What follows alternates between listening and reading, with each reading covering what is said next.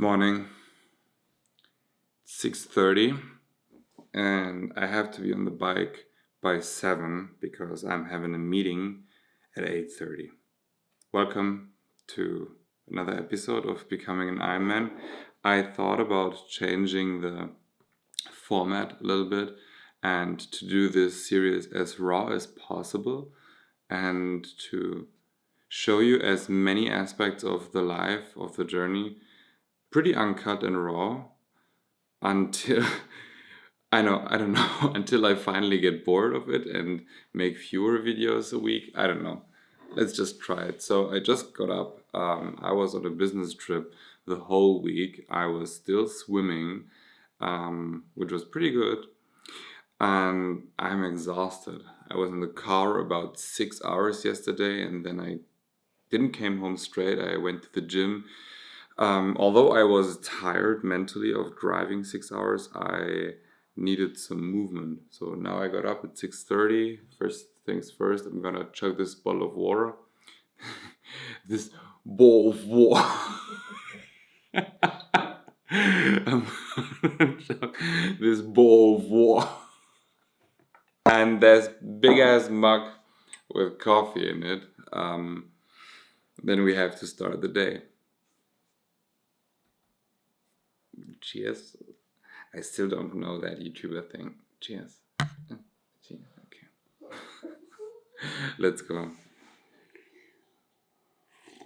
Oh, I totally forgot to tell you what we have to do today. So,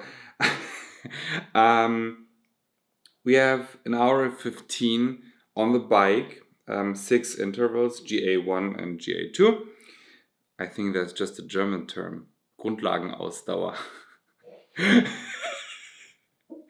And then I have swimming on the menu today. I think I'm gonna fit swimming somewhere between 3 p.m. to 4 p.m. Just depends how much work I have to do today. I'm pretty flexible with my job, thank God. However, there are pretty busy days that sometimes lead that I have to skip my training or move it to the night, which I really don't like. I'm not a night person though.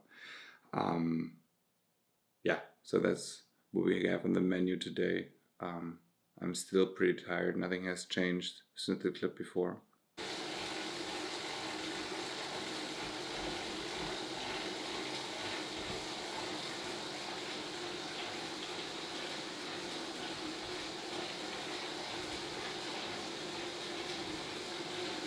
So now we're on the bike.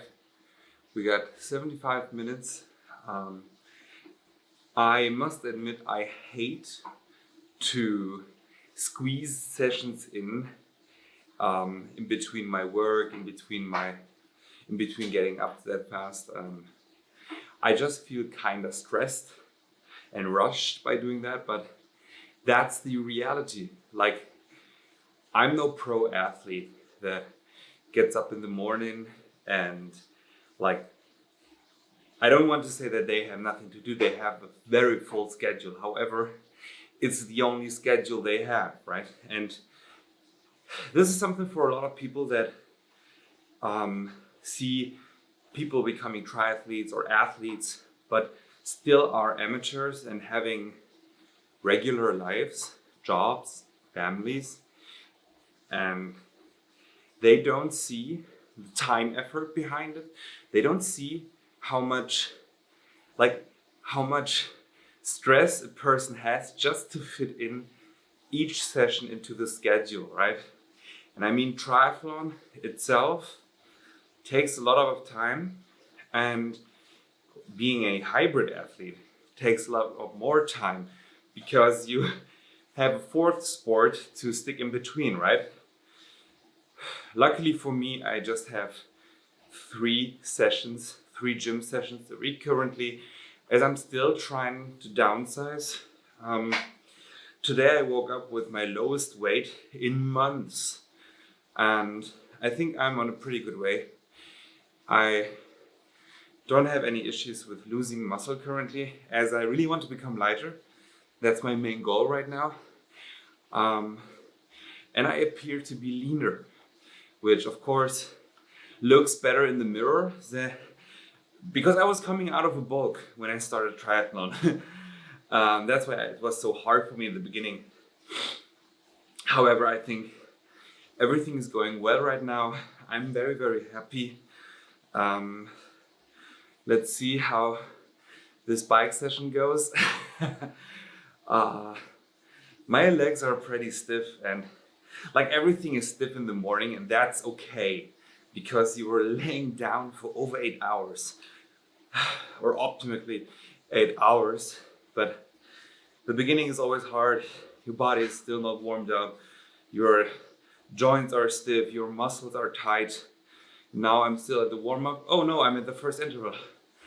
So, right on.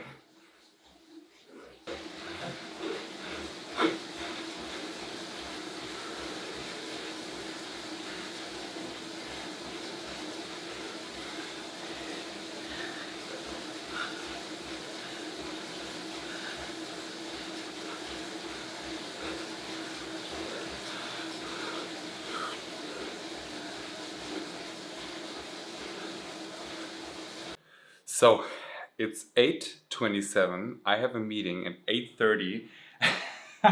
I just finished off, jumped off the bike, went to a shower, and I'm still sweating, of course. Normally I wait after my training session just for at least like 10 to 15 minutes to cool down a little bit, to keep sweating after sweat. But now I just jumped under the shower and I went out and I still am sweating. That's like, I don't know, I'm still feeling hot, like I can shower again. But yeah, that's the harsh reality of being in a management position or working in a corporate job and still trying to do that much of a sport as I'm trying to do and still film that. But I must admit that filming is not the hard part, actually. I think that is a lot of fun and that gives me a lot of accountability to track my journey and to show it to you because I owe you something. I don't really owe you something, but you know what I'm trying to say. Anyways, my meeting is starting. So today is a very busy day. I just finished the first meeting and I have the second one in about 15 minutes. So my breakfast has to be fast. I know this doesn't look fancy at all. And I'm showing you the raw truth. I'm having 1 pack of corned beef. I really love corned beef. It does taste good and it has pretty okay stats and macros. And then we have like rice cakes in here. And I have beet juice in the morning. Beet juice is the athlete juice. It has so many benefits, especially for the heart. And it gives you a good pump if you actually drink it pre-workout. However, it wouldn't be a breakfast in my house if one process would not be solved that we're having right here. So as soon as I open up the pack, somebody demands his tax. And she gets it every day.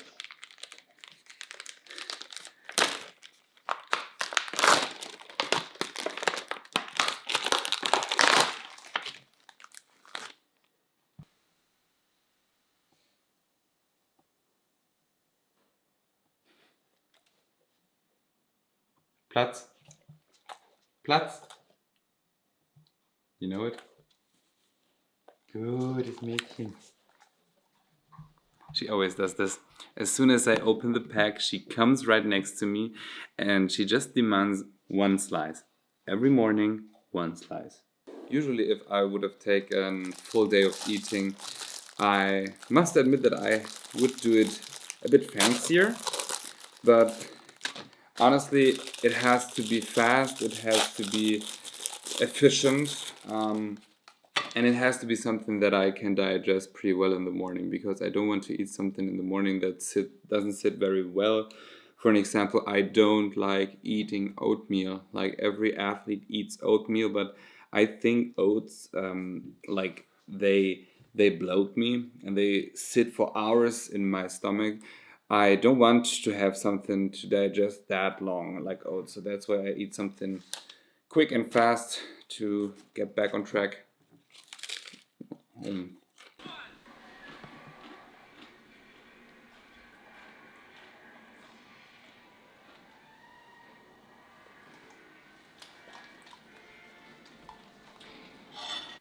Okay, so the first half of my meetings are done for today. I have to take the GoPro with me now because we are hopping into the car and we are driving about an hour to meet a friend who's offering to sell his tri bike. So I'm just having a look at it and see if it suits me and if I'm gonna take it. So I'm gonna take you with me. And I have to do some calls out of the car too. So yeah, today is a pretty packed and busy day. But I love it. I love to have such days because I would rather have busy days with positive stress than get bored out and lose my creativity by just hanging around or not doing anything, right? See you in the car. So, I was in the car, or I am in the car for about an hour. I was in calls all the time, and that's the good point about my job. I can do it from literally everywhere that I want, as long as I have my phone with me. I'm now meeting up with my friend. He is actually somebody who is coached by the same triathlon coach as me. I was looking for a tri bike. I have a Canyon Arrow as a road bike, and that's a pretty expensive one though. And now I'm looking for a used tri bike as my first tri bike. And now I'm having a look at his. He's selling his one. It's actually a pretty beautiful bike. However, I don't know if it fits me, and I just want to see it in person and see like which specs it has, how old it is. I think it's kind of old for today's standards, but I think it would do the job. I have clip-on bars on my Canyon Arrow. However, my road bike is not meant to be transformed into a tri bike, as the position is very uncomfortable when I have the clip-on bars on, because my position is literally on the cockpit, on the handlebar, and that's not good for my posture. On a tri bike, you have to imagine the tri bars, they're elevated a little bit, and so that's why you have a better position on that one. And now I'm having a dilemma. I don't know if I'm gonna buy a new tri bike, which could be around 8 to 10,000 euros, or I buy a used one for a lot less, of course. But if I buy now like a used one, I don't know, for 2 or 3,000, which is still very expensive, I don't know if I'm gonna change it out for a new one in maybe a year or so I can just buy the new one straight away. However, I would just take a look and see how it is and let you guys know I'm there. Bye bye. We're back in the car, and I must say I had a look at the bike. I did a test drive. It was raining, but still I got a good feeling if this bike is what I'm looking for. I'm gonna blend in a picture of the bike now so you can see it. It's a beautiful bike. It's an Argon 18.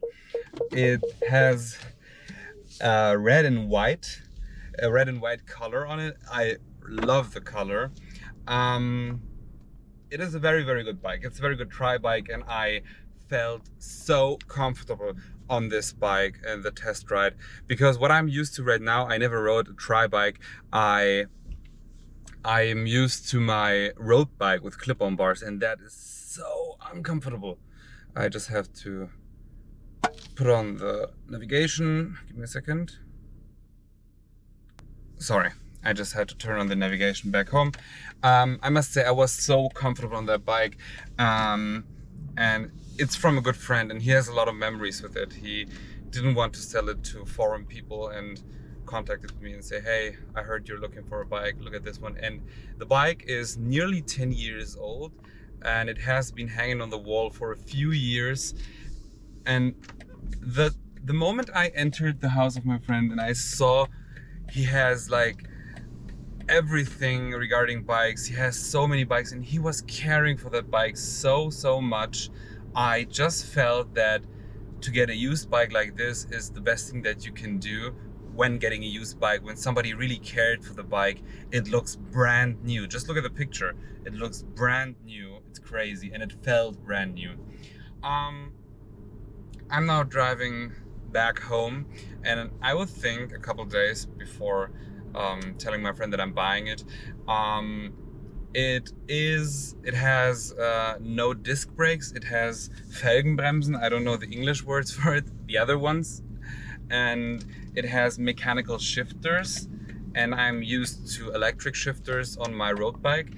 It has the same company. It's a SRAM Force, so it's good gear that is on it. So that's why I was thinking. But the other thing is that it would cost me around $2,500. You would love to get $2,500 for that one, and it totally is worth $2,500. Now, what I was thinking is, I was thinking about getting a Canyon Speedmax for around 9,000 euros. However, so money is not the problem per se here, but I was thinking about, I'm just starting out with triathlon. Should I really get from the start off, from the beginning on, a $9,000, $10,000 Euro bike? And when I was testing this bike right now, when I'm having a look at the bike right now, I was like, this bike is totally fine. Like, this bike is so beautiful. It's so nice. It's so comfortable.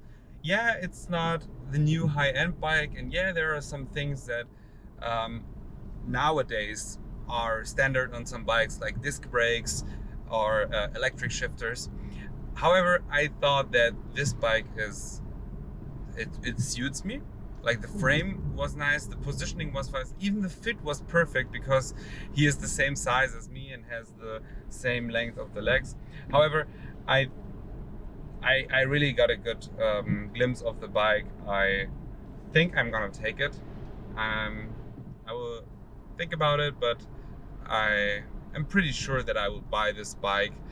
And even if I decide to get, after 1 year of triathlon, and say, hey, I want a Canyon Speedmax or a Cube or whatever, I still won't lose anything by buying this bike now. It's good for me to learn triathlon. It's good for me if I don't know, if I fall down someday, if I do some mistakes, I still didn't wreck a 10,000 or a 10,000 euro bike. I think this is a personal decision that I'm going to make right here, because every time I start something new, I tend to get full gear. Like, I tend to get the best of the best. And that was the next thought that I had. I was like, I never did a triathlon or anything like that. So getting such a high-end bike, I don't know if this is the right thing. I have a high-end road bike and I really, really love it.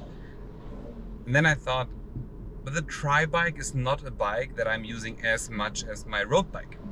So when the weather gets better now, I will use the road bike for all my training sessions and then start to switch on the tri-bike maybe a month or two before the race.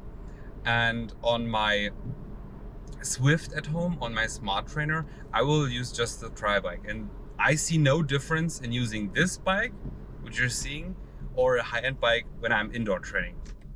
I'm just not seeing any difference because I'm not braking, I'm not shifting, and it was comfortable as fuck, so why not? All right, I'm gonna think about it for a couple of days, but I'm pretty sure that I'm gonna take it. I just loved it. I don't know, it's a nice bike. And now we're driving back home.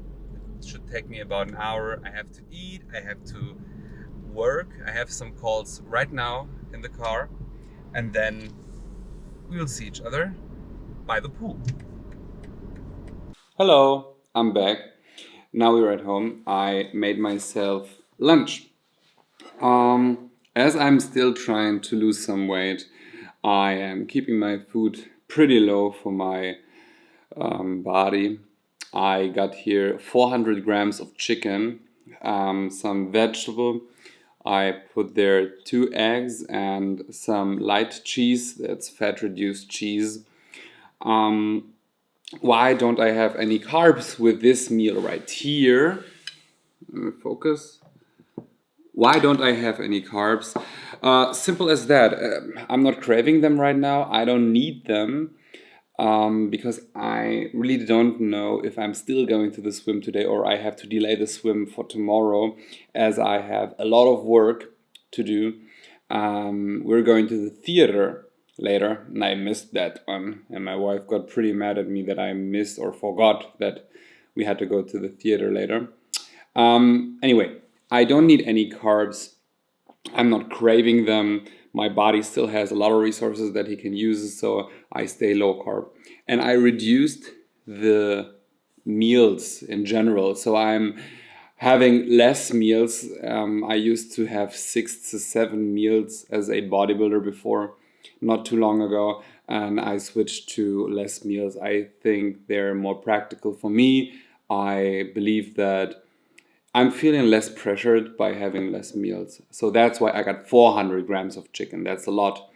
But I still want to get my proteins in as a hybrid, because we still want to keep some nice aesthetic. We still want to keep a certain amount of muscle, not too much. But all in all, I'm just trying to lose some weight right now. And besides of the meal that I'm enjoying in a minute, something came with the mail.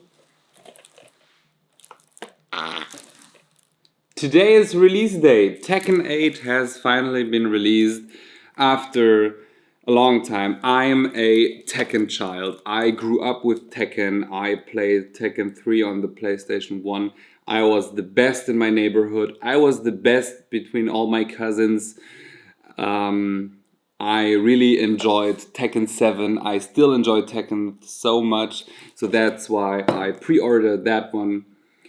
You know what? We're gonna open that one up. Let us do a spontaneous unboxing here on this triathlon hybrid athlete channel, as I'm trying to keep that one as authentic as I can. But I still need to find a way to open that one up. It's been a while since I have opened up a physical hard copy of a challenge, of a game, as I always buy them digitally. Alright, so what do we have right here? Oh, okay, so that's a box. We got a box. Alright. Oh! That's nice. We got a steel plate, a Tekken 8. Let me see. A Tekken 8 steel plate. That's lovely. I like that one. We got stickers of... Oh my god, you can't see that because it's a white sticker on a white background. What the fuck? Let me just... Maybe you can see it now. It's a G-Corp sticker. And that's a Mishima Zaibatsu sticker. Those are the two fractions that are fighting each other in the game. No, we're better. No, you're... And finally, that's the game. Let's open up the game as well, because why should I just open up the outer package? But what I miss in games nowadays, in hard copies that you buy, back in the day when you bought a game physically, right? You had the package, there were manuals, there were artworks, art books, everything in it, and you really enjoyed it, especially me on the back seat of the car when my mom was driving us home after she bought us a game. I was really enjoying to open up these games and to read the covers, to read the art that was in it, because there were no phones back in the day, so there was no other way to inform how games are. Ah, there you go. And what is in them. And you had to look at the pictures back there to see how the game would look like. Yeah. And there is just this Blu-ray in it, a CD, and there is a code. I hope that you didn't see the code. Okay, that's it. Food, and then I have to work again. Maybe I will play tonight. I don't know. I wish I could play right now.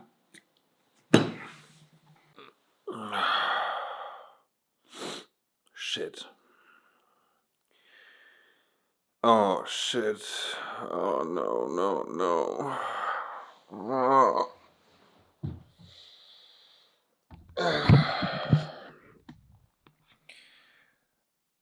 I overslept. Oh, fuck no. Oh.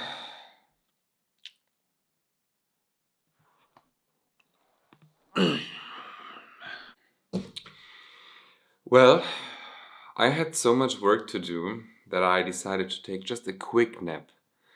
Oh, this is so dangerous. I should have known it. I slept for over 1.5 hours on the couch. That nap turned into a full sleep, and I still feel so sleepy. And now I have around 25 minutes left to get ready and leave the house to meet with my wife and friends to go to the theater and have my social responsibilities as it was already set.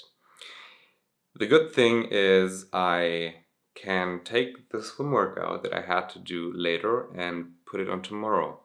I still keep some spare time on the weekends by planning my workouts for missed workouts that I missed during the week. I wanted to show you that the harsh reality of an athlete is not just training, it's a lot of planning. And sometimes the planning fails, right? Life comes in between because I still am not a professional athlete. So I am not earning my money by doing sports. I have to do it between all my other life responsibilities. Of course, the sport has a high priority in my life. However, there are occasions where I have to prioritize the day, for example, for work, and even to be social. I didn't miss a workout this week or today simply because I planned ahead and put on a puffer for me. So if something happens during the week, work comes in between, social responsibilities, whatever, I still have the weekend where I have plenty of time in order to use this slot that I missed and just drag it to the weekend. So in my case, tomorrow, the only thing that I would have would be a gym session, as I am currently injured and cannot run. And that's why I moved my evening swim today to the morning tomorrow, and I still have time to go to the gym. I have planned out the day tomorrow that I do not have any responsibilities or anything that I must be there. But this is what happens when you just trust yourself and even trust your alarm that I missed, and you put your head down for just a couple of minutes. This is pretty normal when you have a normal job, and I think everybody out there knows how it is. I think it is important to speak about it on social media and YouTube and to normalize that we have goals, yes, and we are athletes, yes, and we will and be already prepared to have our schedules, workouts. However, life doesn't come this way, right? And it's not that bad, actually. So I could go to the pool tonight for like 40 minutes after the theater, but I think that's not the point of my workout then, because I won't have enough time and it would be a short workout. So before having a bad workout, I put the workout, put it on another day, and do it full and responsible because I want to have everything and every benefit of the workout that I can. Too bad, because I wanted to play some Tekken, but I don't even have time to play the game. I wanted to go swimming and then come back and play a little bit and then go to the theater. And by theater, I do not mean cinema. In Germany, we have the theater, the truly theater, and we call it Theater. And there we're going today. And actually, that's fun. Keep your friends, keep your events, be social, guys. I just want to add that if I was near my race or something like that, I would prioritize my race or my competition above everything. That was the same that I had in bodybuilding. But I'm still 8 months out and I still have the flexibility of move my workouts during the week as I want because they're not as much as they will be, right? So I still have some spare time and I use that spare time, as I told you before, for missed workouts, for an example. So I'm closing the video. We are having social time now, which means I will not take the camera with me. And I think after that I would call it a day to get up in the morning to go swimming tomorrow. I will keep uploading a video every day.